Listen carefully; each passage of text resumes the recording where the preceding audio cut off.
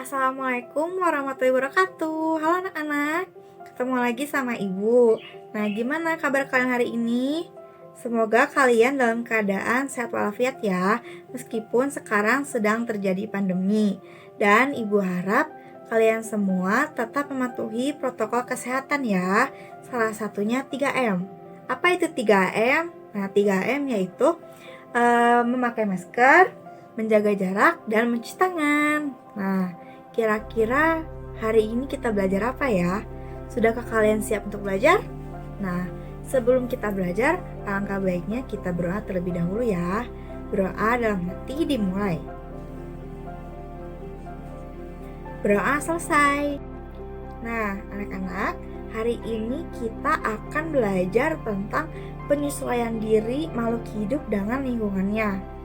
Nah, penyesuaian diri makhluk hidup dengan lingkungannya ini bisa kita sebut dengan adaptasi.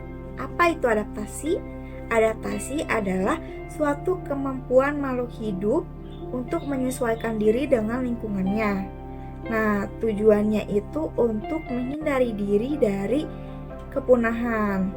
Kemudian, apa ya fungsinya? Nah, fungsinya itu ada 3. Yang pertama yaitu untuk memperoleh makanan. Nah, yang kedua, biasanya yang kedua ini itu ada pada hewan, yaitu menghindari diri dari musuh. Nah, yang ketiga apa ya? Nah, yang ketiga itu adalah untuk bertahan hidup. Nah, kemudian adaptasi ini terbagi menjadi 3 macam. Yang pertama itu ada adaptasi morfologi. Apa sih adaptasi morfologi itu? Nah, adaptasi morfologi adalah penyesuaian bentuk dan alat tubuh organisme makhluk hidup dengan lingkungannya. Nah, si bentuk alat tubuhnya itu berbeda-beda sesuai dengan keadaan lingkungan hidupnya. Contohnya yaitu bentuk paruh dan kaki pada hewan. Nah, contoh yang pertama itu yaitu burung elang. Nah, burung elang itu punya bentuk paruh yang kuat dan runcing yang fungsinya untuk mengoyak mangsanya. Nah, kemudian burung elang juga punya kaki yang kokoh dan memiliki kuku yang tajam. Fungsinya itu untuk menerkam mangsanya. Nah, kemudian beda lagi sama paruh dan kakinya bebek. Nah, bebek ini tuh punya paruh yang panjang dan lebar. Fungsinya itu untuk mengambil cacing dari lumpur. Nah, kemudian kakinya itu berbentuk selaput. Nah, fungsinya itu untuk berenang di air. Nah, lalu pada tumbuhan itu berbeda dari akar, batang, dan daunnya. Nah, pada tumbuhan ini dibedakan menjadi 3 macam, yaitu ada tumbuhan kering. Nah, tumbuhan kering ini biasa kita sebut dengan xerophyt. Nah, contohnya itu pada tumbuhan kaktus.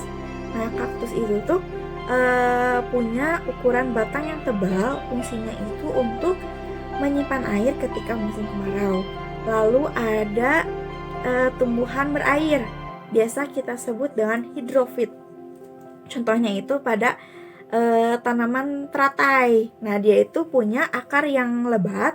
Fungsinya itu untuk menjaga keseimbangan agar tidak kebalik ketika di air. Kemudian ada tumbuhan yang dapat hidup di tempat yang lembab, biasa kita sebut dengan hygrofit. Nah, contohnya itu pada tumbuhan lumut.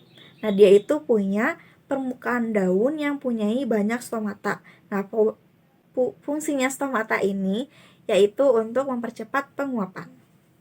Nah, sekarang kita ke adaptasi yang kedua, yaitu adaptasi fisiologi. Apa ya adaptasi fisiologi? Nah, adaptasi fisiologi adalah bentuk penyesuaian fungsi-fungsi fisiologi atau organ-organ makhluk hidup untuk bertahan hidup. Nah, contohnya itu hewan cumi-cumi. Nah, cumi-cumi ini bisa menghasilkan tinta hitam untuk menghindari diri dari musuhnya.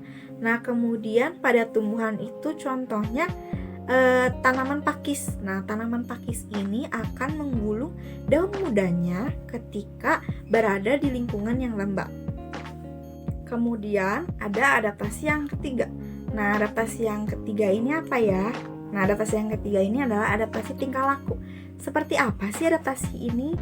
Nah, adaptasi ini itu Bentuk penyesuaiannya adalah dengan adanya perubahan tingkah laku makhluk hidup dengan lingkungannya. Nah, contohnya itu pada hewan bunglon. Nah, bunglon ini itu akan menyesuaikan warna tubuhnya dengan lingkungannya.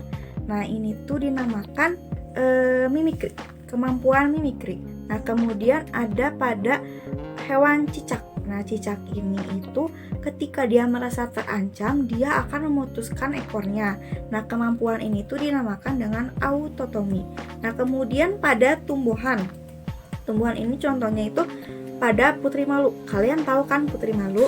Nah, ketika dia disentuh, maka bentuk daunnya itu akan menutup malu gitu ketika kita sentuh.